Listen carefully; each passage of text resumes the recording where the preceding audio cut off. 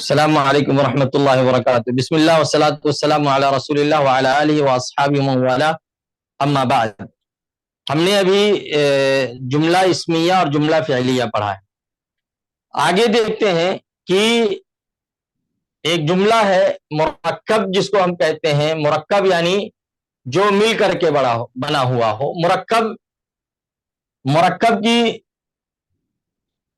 दो किस्में हैं। मुरक्कब ताम, जिसको हम जुमला मुफीदा कहते हैं। ये बात पहले भी मैंने आपको बताया कि जुमला मुफीदा ऐसा जुमला जिससे मायना समझ में आता हो, फायदा समझ में आता हो, बोलने वाला जब खामोश हो जाए तो सुनने वाले को कोई मायना समझ में आता हो। जैसे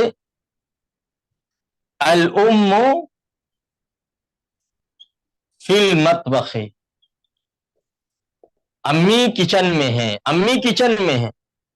अब ये जुमला बोलने के बाद हमने ये समझ लिया कि अम्मी किचन में है। और अगर आप सिर्फ कहें फिल मतबख़, किचन में, किचन में, किचन में, किचन में आप कहते रहेंगे, आपको कुछ समझ में नहीं आएगा। मुरक्कब ये क्या है? मुरक्कब नाकिस है। मुरक्कब नाकिस यानी जिसको आप जुमला गैर मुफीदा कह सकते हैं, जुमला नाकिसा कह सकते हैं। ऐसा जुमला जिसका कोई माना समझ में ना आता हो। जैसे आप यहां किताबो ज़ैदिन, किताबो ज़ैदिन, ज़ैद की किताब, ज़ैद की किताब, ज़ैद की किताब क्या है? किताबो ज़ैदिन जमीलुन। क्या है? किताबो ज़ैदिन जमीलुन। ज़ैद की किताब क्या है? खूबसूरत है। ज़ैद की किताब खूबसूरत। तो ये मुरक्कब की दो किस्में हैं, मुरक्कब ताम और मुरक्कब नाकिस। मुरक्कब नाकिस में से एक क्या है? मुरक्कब इज़ाफ़ी है और एक मुरक्कब तौसीफ़ी है। मुरक्कब इज़ाफ़ी मुदाफ मुदाफ इलैह जिसको आप कहते हो।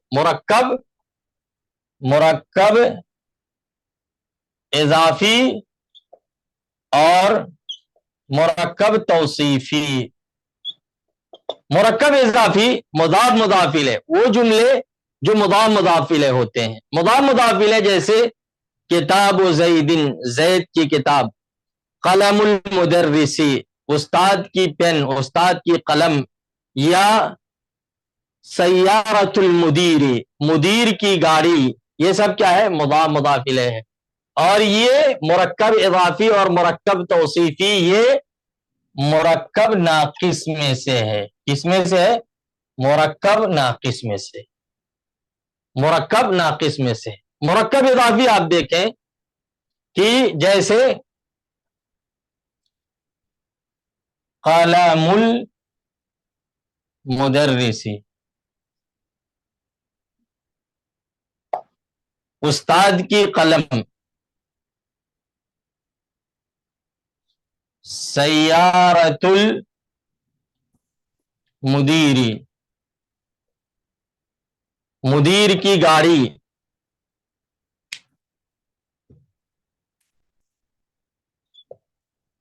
इब्नुत तबीबी,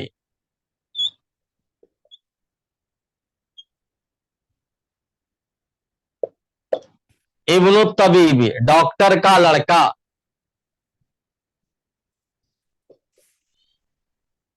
बिंतुल मुअल्लिमती टीचर की बेटी। ये क्या है? ये मुरक्कब इज़ाफ़ी है, मुरक्कब इज़ाफ़ी। इसमें पहले जुमलों को पहले कलिमे को हम क्या कहेंगे? मुज़ाफ़ कहेंगे, और दूसरे को मुज़ाफ़ इलैह कहेंगे। दोनों इस्म हैं। आप देखें, ये भी इस्म है, ये भी इस्म है, ये भी इस्म है, ये भी इस्म है, दोनों इस्म है। एक इस्म की इज़ाफ़त दूसरे इस्म की तरफ की जा रही है। कलमुल मुदर्रिसी, कलम की इज़ाफ़त मुदर्रिस की तरफ की गई कि ये कलम किसकी है? उस्ताद की है। इब्नु तबीबी डॉक्टर का लड़का, डॉक्टर का लड़का। सय्यारतुल मुदीरी, मुदीर यानी चेयरमैन की गाड़ी, मुदीर की गाड़ी। बिंतुल मुअल्लिमती टीचर की बेटी, ایک اسم کی اضافت دوسرے اسم کی طرف کی جاتی ہے. اس میں آپ دیکھیں کہ قاعدہ کیا ہے, مضاف پر الف لام اور تنوین نہیں آتا, مضاف پر الف لام اور تنوین داخل نہیں ہوتا. القلم المدرس نہیں ہو سکتا, یا قلم المدرس نہیں ہو سکتا. مضاف پر الف لام اور تنوین داخل نہیں ہوتا. یہ قاعدہ ہے کہ مضاف پر الف لام اور تنوین داخل نہیں ہوتا. دوسرا کیا ہے کہ مضاف الیہ ہمیشہ مجرور ہوتا ہے. مضاف الیہ کیا ہے؟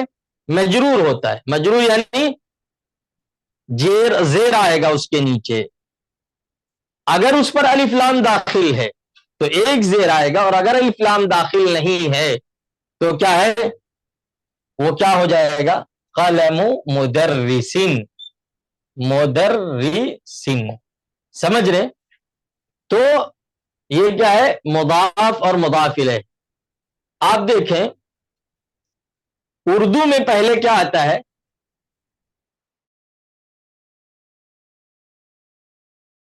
مضاف الیہ, استاد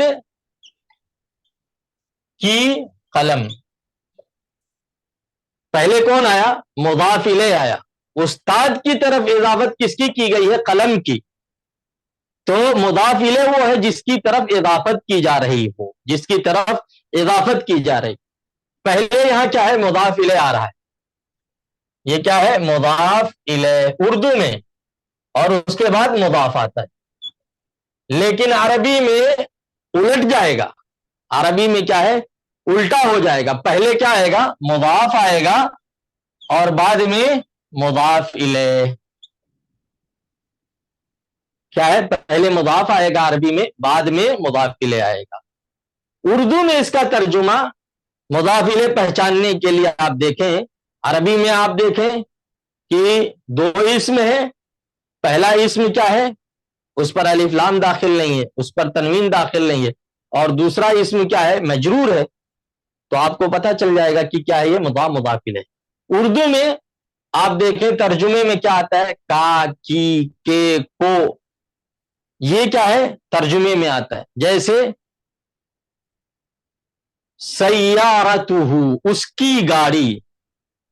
بیتہ, اس کا گھر. کیا ہے یہ, مضاف مضاف الیہ. بیتہ, اس کا گھر. کبھی کیا ہے, اضافت اسم ظاہر کی طرف ہوتی ہے, اور کبھی اسم ضمیر کی طرف. جیسے ہم نے پڑھ لیا ہے, پڑھے ہیں اس کو ہم لوگ, کتابہ, کتابی, کتابہما, کتابک, کتابک کی. یہ کیا ہے, ضمیر کی طرف اضافت ہے, اور یہاں ظاہر کی طرف اضافت ہے. وہاں آپ کو ضمیر میں کوئی تبدیلی نظر نہیں آ رہی ہے, ضمیر پر کسرہ نہیں آ رہا ہے. آپ سوال کر سکتے ہو کہ استاد وہاں تو مضاف الیہ آپ نے بتایا مجرور ہوتا ہے, لیکن وہاں تبدیلی نہیں آ رہی ہے, تو کیا معنی ہے اس کا؟ اس کا جواب کیا دیں گے کہ وہ ضمیر ہے, اور ضمیر مبنی ہے. ضمیر کیا ہے, مبنی ہے, اس لیے ضمیر میں کوئی تبدیلی نہیں آ رہی ہے, لیکن وہ محلن مجرور ہے. محلن کیا ہے, مجرور ہے. کتابہ جیسے آپ کہیں گے تو آپ کہیں گے کتابہ, اس کی کتاب. کتاب مضاف, ہو ضمیر, مضاف الیہ, مضاف الیہ مجرور فی محل جر, جر کی جگہ میں, اس لیے کہ مضاف الیہ ہے. کتابہ, اس کی کتاب. کتابہ, اس کی کتاب. تو یہ مضاف مضاف الیہ. اس کے بعد آپ دیکھیں ترکیب توصیفی, مرکب توصیفی. موصوف صفت, موصوف یعنی جس کی اچھائی یا برائی بیان کی جا رہی ہو, اس کو ہم کیا کہتے ہیں, موصوف کہتے ہیں. اور جو اچھائی یا برائی ذکر کی جا رہی ہے وہ کیا ہے, وہ صفت کہلاتا ہے. جو خوبی یا خرابی ذکر کی جاتی ہے اس کو کیا کہتے ہیں, جیسے خوبصورت گھر. خوبصورت گھر تو کیا ہے, کس کی خوبصورتی بیان کی جا رہی ہے؟ عالم آدمی. کس کی صفت بیان کی جا رہی ہے کہ وہ عالم ہے؟ آدمی. خوبصورت گھر جیسے بیت جمیل، بیت جمیل، رجل عالم، رجل عالم، طالبۃ ذکیۃ، طالبۃ ذکیۃ، طالبۃ ذکیۃ، حدیقۃ جمیلۃ، حدیقۃ جمیلۃ، حدیقۃ جمیلۃ. یہ کیا ہے؟ موصوف صفت ہے. حدیقۃ جمیلۃ یہ کیا ہے؟ موصوف صفت ہے. موصوف صفت ہے. موصوف صفت کے اندر 10 چیزوں میں مطابقت ہوتی ہے. 10 چیزوں میں مطابقت ہوتی ہے. موصوف صفت 10 چیزوں میں ایک جیسے ہوتے ہیں. وہ 10 چیزیں کیا ہیں؟ موصوف اگر مؤنث ہے تو اس کی صفت بھی مؤنث ہوگی. موصوف مؤنث ہے تو اس کی صفت بھی مؤنث ہوگی. موصوف اگر مذکر ہے تو اس کی صفت بھی مذکر ہوگی. موصوف اگر نکرہ ہے، جیسے یہاں آپ دیکھ رہے ہیں نکرہ ہے، تو اس کی صفت بھی نکرہ ہوگی. موصوف اگر معرفہ ہے تو اس کی صفت بھی کیا ہے؟ معرفہ ہوگی. جیسے البیت، البیت یہ معرفہ ہے، تو آپ کو اس کی صفت لانی ہے تو آپ لاؤ گے البیت الجمیل. یہ کیا ہے؟ معرفہ، اس لیے بھی معرفہ. موصوف اگر واحد ہے تو اس کی صفت بھی واحد ہونی چاہیے. جیسے البیت واحد ہے، الجمیل واحد. موصوف اگر تثنیہ ہے تو اس کی صفت بھی تثنیہ ہونی چاہیے. جیسے الطالبان المجتہدان، الطالبان المجتہدان. موصوف اگر جمع ہے تو اس کی صفت بھی جمع ہوگی. جیسے الطلاب المجتہدون، مجتہدون. موصوف اگر اس کا اعراب کیا ہے؟ رفع ہے تو صفت کا اعراب بھی کیا ہوگا؟ رفع ہوگا، مرفوع ہوگا. یعنی اس کے اعراب میں بھی یکسانیت ہونی چاہیے، اعراب میں بھی مطابقت ہونی چاہیے، اعراب میں بھی دونوں کا ایک جیسا ہونا چاہیے. جیسا موصوف ہے ویسے صفت.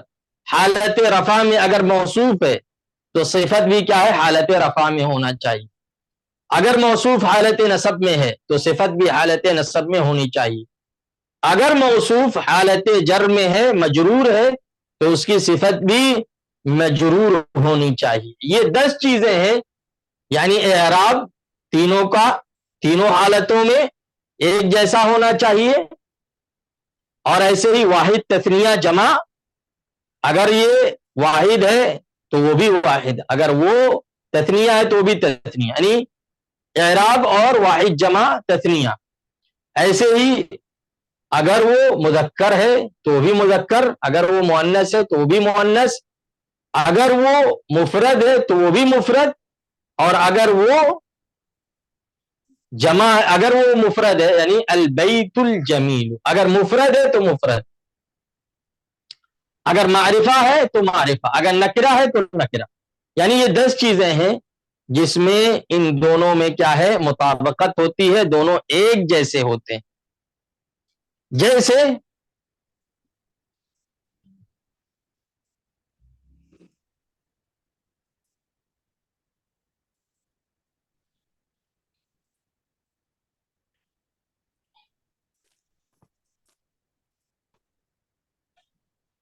میں لکھوں یہاں المہندسۃ، المہندسۃ، المہندسۃ واقفۃ، تو یہ موصوف صفت ہے؟ نہیں ہے، یہ موصوف صفت نہیں ہے۔ کیوں نہیں ہے؟ اس لیے کہ یہاں ہم نے الف لام داخل کیا ہے، یہ معرفہ ہے، اور یہ کیا ہے؟ نکرہ ہے۔ اور ہم نے کیا پڑھا ہے؟ دونوں اگر یہ معرفہ ہے تو اس کو بھی معرفہ لانا ہوگا، اگر وہ معرفہ ہے تو وہ بھی معرفہ۔ اگر الولد الطویلۃ، یہ کیا ہو جائے گا؟ غلط ہو جائے گا۔ کیوں؟ اس لیے یہ بھی غلط ہے۔ کیوں؟ کیونکہ آپ یہاں مذکر لائے ہیں اور یہ کیا ہے؟ مؤنث ہے۔ دونوں کا ایک جیسا ہونا چاہیے۔ اگر یہ مذکر ہے، موصوف مذکر ہے، تو اس کی صفت بھی مذکر ہونی چاہیے۔ تو یہ چند مثالیں تھیں موصوف صفت کی، یعنی مرکب توصیفی کی۔ ہم نے مرکب توصیفی اور مرکب اضافی پڑھا۔ آئیے کچھ سوالات ہم آپ سے کرتے ہیں تاکہ پتہ چلے کہ آپ کو سمجھ